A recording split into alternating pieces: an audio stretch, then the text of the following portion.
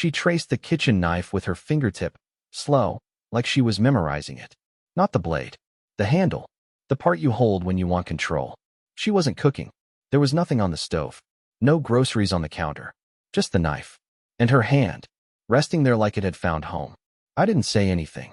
I just stood behind the half wall, half hidden like a coward, watching the woman I slept next to for years look at a kitchen utensil like it held an answer I couldn't give her. Then she said it, not to me, but into the silence, like she forgot I was even in the house. I hate being here. She said it in the same tone people use when their coffee gets cold. No drama. No emotion. Just fact.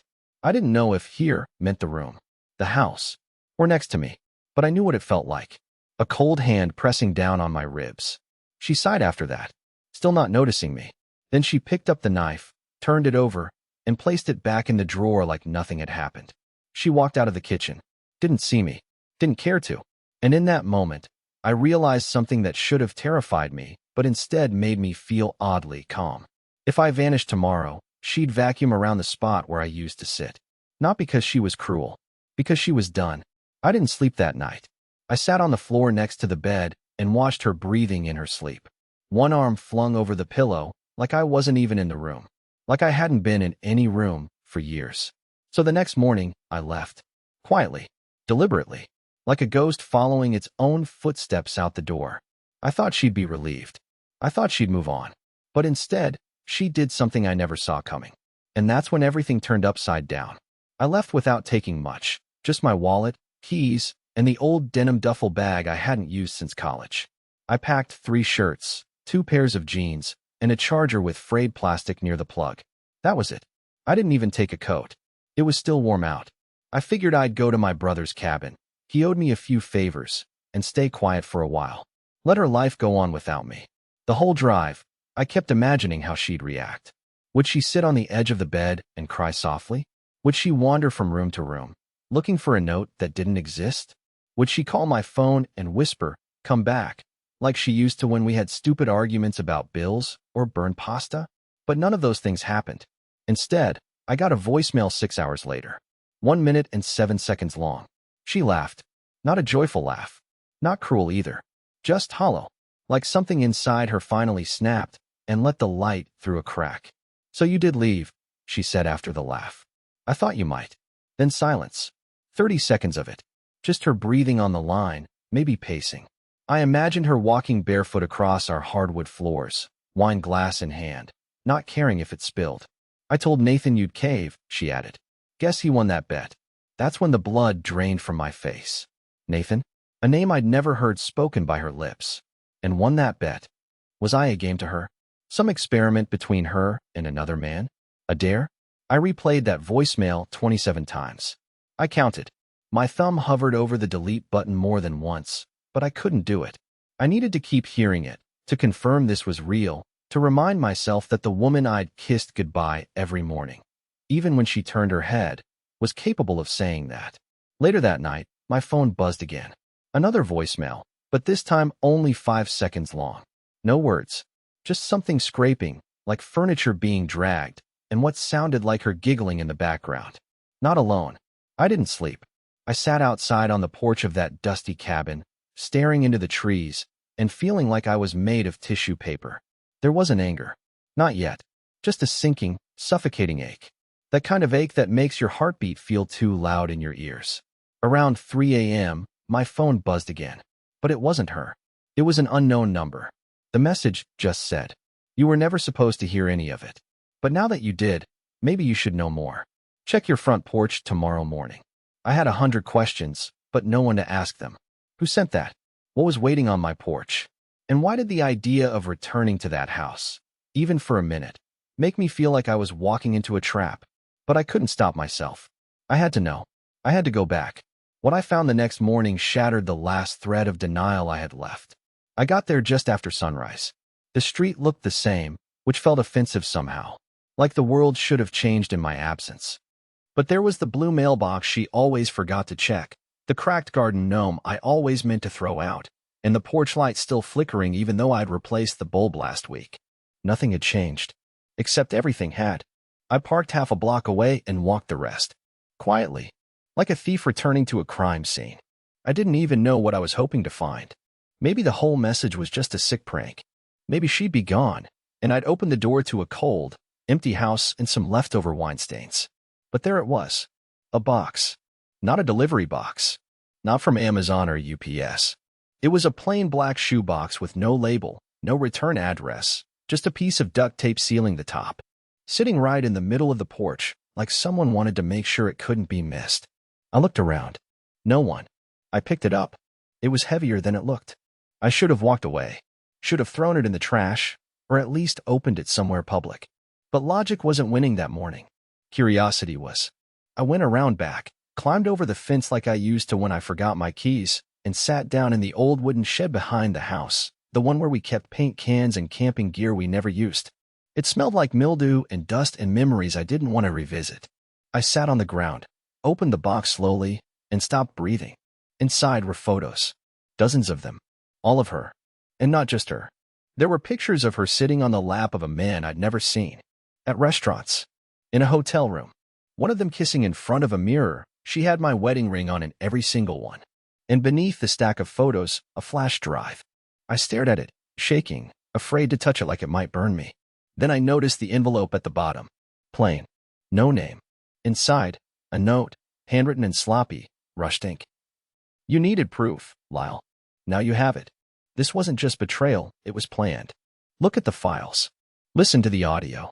And ask yourself, what else has she been rehearsing? My name. Whoever sent this knew me. Knew my house. Knew what I'd seen. Knew I needed more than whispers through a door. I sat there in the dark for an hour, maybe more, clutching that box like it might disappear if I blinked. Every nerve in my body screamed at me to leave, to run, to erase this entire thing and go back to pretending. But something deeper, maybe the part of me that still wanted to believe this wasn't real, needed to see what was on that drive. So I went to a cafe near the highway, plugged the USB into an old laptop. It took a minute to load. No labels, just 3 folders: rehearsal, repeat, and remove. I clicked on rehearsal. There were audio files. Dozens. Some were only a few seconds. Some were nearly an hour long. The first one began with my wife's voice. Okay. Try again. This time, sound more hurt. Like he caught us, but you want him to believe it was a mistake. Another voice replied. The same man from the call. Nathan. You're right. Sorry. Let's start over. They were practicing. Practicing how to lie to me. Role-playing arguments. Setting up fake timelines. Even planning what she'd wear during the confession, so she'd seem more vulnerable. It wasn't an affair. It was a production. A script. And I'd been the idiot in the audience, clapping at the wrong moments. That was the moment something snapped. Not in an explosive way. Quiet. Again. Always quiet with me. But something died. Trust? Dignity? I'm still not sure. I closed the laptop, left the cafe, and drove straight to the one place I swore I'd never go again. Her mother's house. Because if there was anyone who could explain this madness, it was the woman who taught her how to lie. And what I found there turned everything I thought I knew on its head. I hadn't spoken to her mother in almost 2 years. Last time I saw her, she told me I looked tired in the eyes and handed me a slice of dry banana bread. She always spoke like she was auditioning for a therapist role in a low-budget drama. Cold. Smug. Too observant. I used to think Brielle got her manipulative streak from somewhere else. I was wrong. When I pulled up to her house, she was already standing on the porch like she'd been waiting. I figured you'd show up eventually, she said, arms crossed, lips twitching like she was fighting the urge to smile. I didn't say a word. Just followed her into that god-awful floral living room with glass figurines and faded pictures from vacations no one enjoyed. She didn't offer me tea. Didn't ask how I was. She just walked over to the fireplace, opened a drawer beneath the mantel, and pulled out a manila folder. She said you'd never come, her mother said, placing the folder on the coffee table like it was a bomb. But I knew curiosity would eat you alive. That's your problem, Lyle? You confuse quietness with control. I opened the folder. Inside were printed emails. Dozens of them. Some from Brielle, some from a private Gmail account with no name, no avatar. All of them discussed me, watching me, studying my behavior, planning scenarios. It read like research notes on a lab rat. One message hit me like a train. He always apologizes first, even when he doesn't know what he's done. We can use that. If we build the right kind of guilt, he'll leave without ever suspecting. Another. No need for confrontation. Just nudge him. Overwhelm him with emotional static until he folds. And the worst. I want him gone by fall. That gives us the winter to clean the slate. His absence will look like burnout. No scandal. No mess. I looked up at her mother, hands trembling. Why? I asked, my voice barely holding together. Why would she do this? Why would you help her? She didn't blink, didn't soften, just walked to the window and stared outside, like she was looking for something long buried. She didn't marry you for love, Lyle, she said finally. She married you to reset herself. You were the safe chapter. The intermission. But intermissions end. My stomach twisted. Then why not just divorce? Walk away. She turned to me with a look that chilled my bones. Because leaving with sympathy is harder than leaving with power. If you leave her, she gets to be the victim. And that's the story she needs. That's when I realized this had been orchestrated long before I ever heard her voice behind the laundry room door. The distance, the indifference, the careful cruelty, it was all engineered to guide me toward the door. So that when I left, she got to tell the world she was abandoned. Pitted. Strong, despite being left behind. It wasn't just emotional betrayal. It was narrative theft. She had rewritten me into her story as the villain. And she'd been rehearsing the lines for years. I stood to leave, folder clutched under my arm like a hostage. Her mother didn't try to stop me. She just said, with perfect emptiness, check the drive again. There's a second partition. Hidden files. She never expected you to know how to find them. I drove back to the cabin with my hands locked at 10 and 2, my mouth dry, my brain burning. The second I walked in, I grabbed the laptop, shoved the USB in again, and ran the scan. It took 47 minutes. And then the folder appeared, LyleScript_V4_final. It was a video, 6 minutes long. I watched it.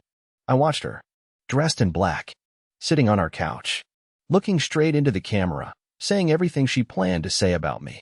The fake abuse, the exaggerated loneliness, that I tried everything monologue. She even cried on cue. At the end, she smiled.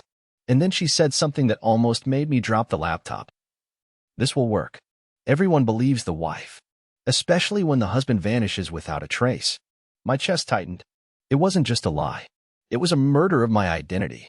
And I knew right then, if I didn't act, if I didn't somehow beat her at her own game, I'd become a memory she could shape however she wanted. She didn't just want me gone. She wanted me replaced. And the clock was already ticking. I didn't call the police. I didn't confront her. I didn't even pack my things properly. Instead, I sat still in that cabin, absolutely still, and let it wash over me. The rage, the humiliation, the terror that my whole identity could be rewritten by a woman rehearsing crocodile tears. I wasn't supposed to be the one watching the footage. I was supposed to be gone. Lost. Silent. Maybe drunk in some hotel room. Maybe found later in some dark, pitiful state. Her script worked better if I stayed the way she framed me, broken and vanished. So I did the one thing she never expected. I stayed quiet, but I watched. I started tracking her, digitally. I worked in IT, remember? Not sexy tech, not hacking into government servers or any nonsense like that. Just the kind of experience that teaches you how people leak their lives through devices without realizing. Within hours, I had her location history, cloud access, the IPs where she logged in, and metadata from those rehearsal recordings. She was sloppier than she thought. Brielle had created a fake timeline. On paper, I was already halfway to New Hampshire. Her mother even filed a concerned inquiry to the sheriff's department, saying I'd been under emotional stress and had possibly self-isolated. My stomach turned reading that. They were laying the groundwork for my disappearance like it was a public theater production. And then I made a decision. I wasn't going to undo her story. I was going to finish it, but my way. So I left a trail. Subtle, digital breadcrumbs. Not to prove I was alive, but to prove I knew. I logged into our shared streaming account and watched a single film, Gaslight. She'd get the notification. She'd feel the chill. I changed the name of a Google Drive folder from Bills_2022 to I Heard You Through the Door. I left her a note in the drafts folder of an unused email. You shouldn't have rehearsed it so well. I memorized the whole scene. Within 24 hours, she changed all her passwords. Then she called me. First time since I walked out. She didn't ask where I was. She didn't ask if I was okay. Her first words were, "How much did you see?" I let the silence hold. Then I whispered, "Enough." She exhaled through her nose, like someone trying not to cry, not because of guilt, but because the game board just shifted and she no longer had the better hand. "I don't know what you think you found," she said, voice carefully balanced. "But this isn't going to end how you think it will." "You're right," I said. "It'll end your way. I'm going to help you finish the story, but we're going to rewrite the final act." I hung up. That night, I sent an anonymous tip with video evidence to someone who wasn't just Brielle's enemy. She was her rival, her old boss, Clara, who once tried to fire her for ethics violations. Brielle had barely survived that internal investigation. Now I gave Clara the perfect excuse to relaunch it. This time with footage of Brielle actively discussing how to manipulate a man into leaving under public pressure, coaching someone named Nathan on how to perform sympathy abuse scenarios, and recording falsified confessions. I didn't tell Clara who I was. Didn't have to. The footage spoke for itself. 2 days later, Brielle's job suspended her. Her work email was flagged in a company-wide statement about pending legal review. The same day, I received a text from an unknown number. "This doesn't end clean. You're dragging others down. Stop now, or it gets messy." I didn't reply. I just opened the folder labeled Repeat, the second one from the USB I hadn't looked at yet, and found the names of 3 other men. 3 men who had been with her before me, all with eerily similar stories. All left her after a quiet period of distance. All walked away with their reputations quietly hollowed out. And none of them, none, had ever spoken publicly about it, because they didn't know they were inside a script. But I did.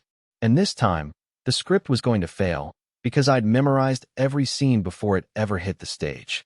The first email came 2 days later. It was short. No greeting. No sign-off.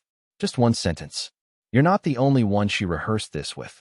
Attached was a blurry photo. 2 people sitting outside a cafe, 10 years ago. Brielle was one of them. The man beside her looked barely older than a college grad, wearing a navy hoodie, one hand mid-gesture. But it wasn't the photo that caught me. It was the look on his face. He looked scared, or maybe cornered. That hollow stare people wear when they know they're being fed a goodbye before it's even been said. I replied with a single question. "Who are you?" His answer came hours later.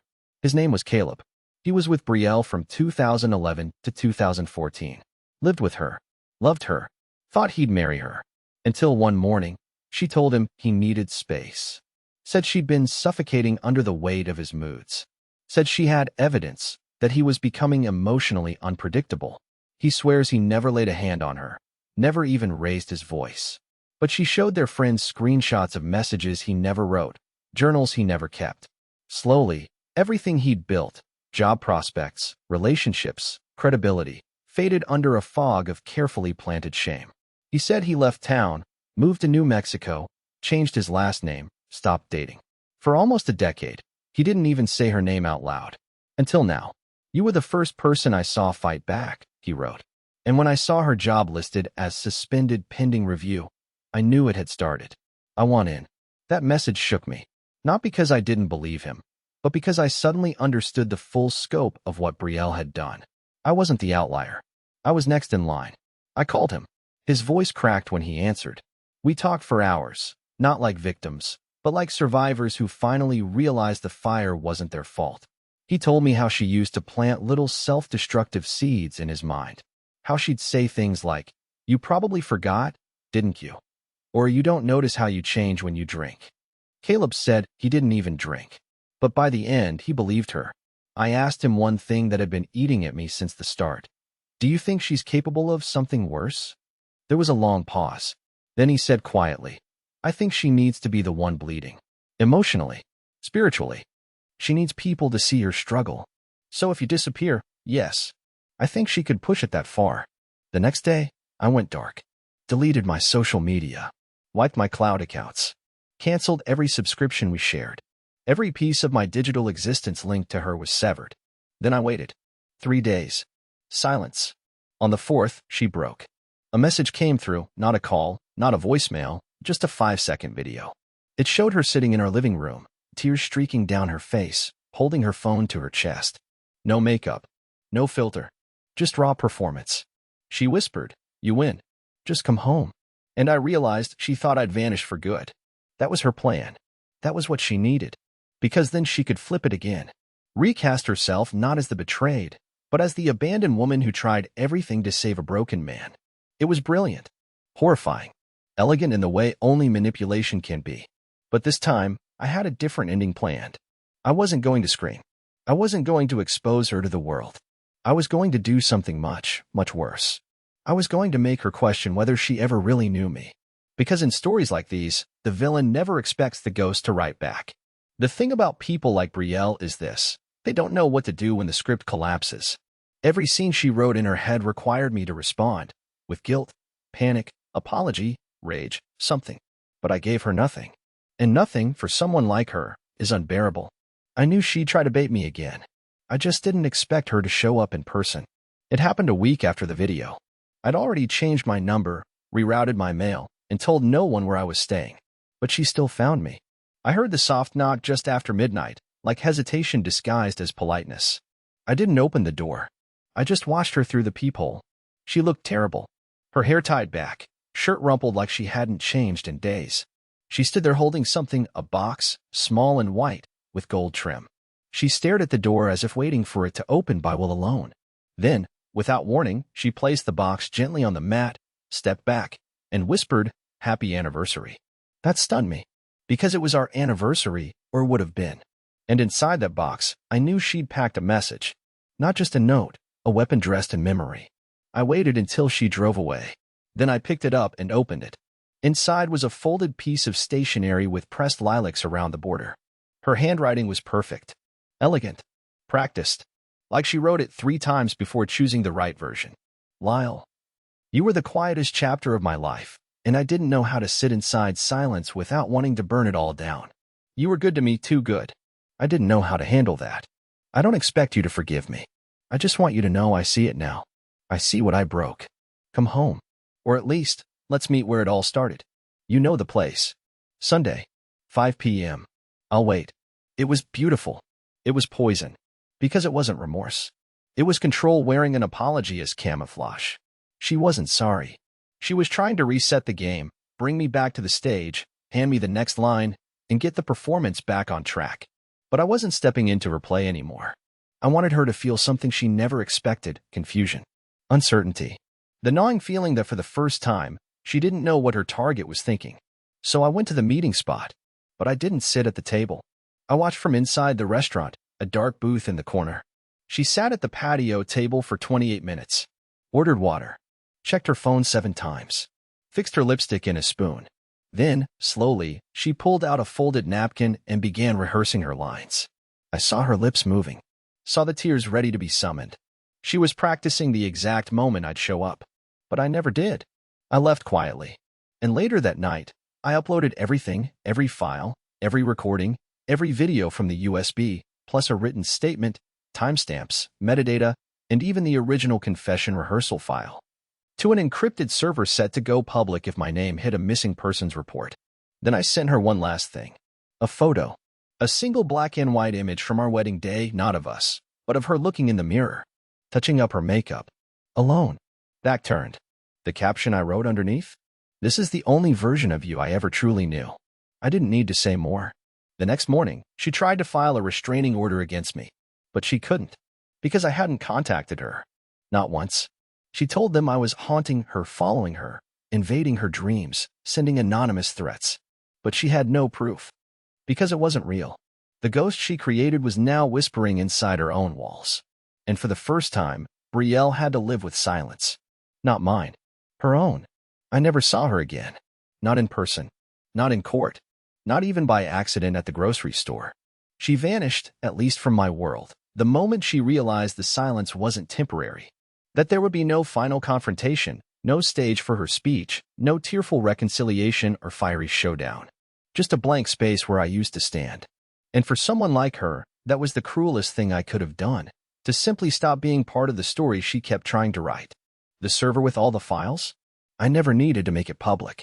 Just its existence, its quiet, invisible presence, was enough. Like a fire alarm with no smoke.